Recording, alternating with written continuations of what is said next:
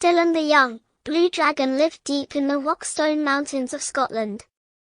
Every day the playful, young dragon woke up early in the morning and flew all around the mountains and valleys looking for something to do.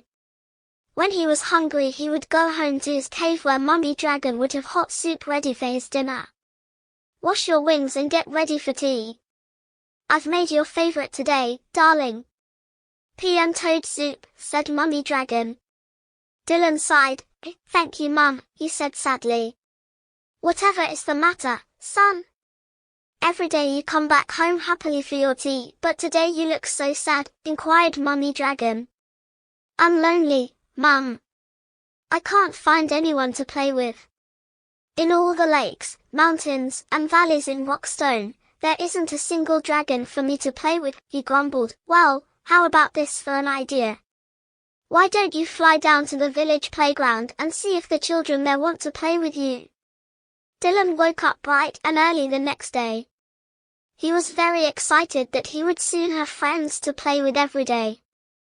He put on his baseball cap and school tie and flew past the valleys and mountains until he reached the little village of Falkrik. He glided down to a passerby to ask for directions to the children's playground. That way," pointed the quivering man.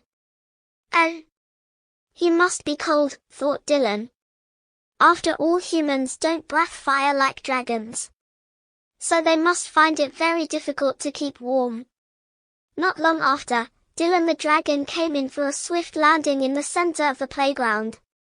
The playground was filled with smart young children in bright red and gray uniforms with their school ties. Dylan tugged at his tie and cleared his throat. He felt very well dressed for the occasion. He was about to open his mouth to introduce himself when he suddenly heard, "Run! Run! Run! It's a dragon, he's going to burn us alive," yelled one of the young boys.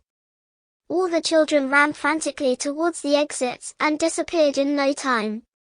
Dylan sighed sadly. All he wanted was some friends to play with, but clearly humans were very scared of dragons. He flew home with his head hung low to see what Mummy Dragon had made for tea. The next day Dylan decided to try and make friends with the children in the playground again. He tucked his white handkerchief in his left gill and scooped up a large branch lying on the floor. He made it into a white surrender flag. He crossed his claws and hoped the children would give him another chance. Down he flew again into the center of the playground with his white surrender flag clenched in his jaw. "I just want to play and be friends," he said softly.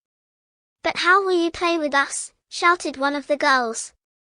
"You're too big for our swings and slides. You won't fit in our roundabout." "Well, why don't I take you all for a ride to the valleys and the mountains of Rockstone?" "Yay!" squealed all the children at once. They climbed onto Dylan's back and off the children went on a very exciting flight. From that day Dylan and the playground children were friends, and every day Dylan, the dragon, would take the children on the best playground ride ever.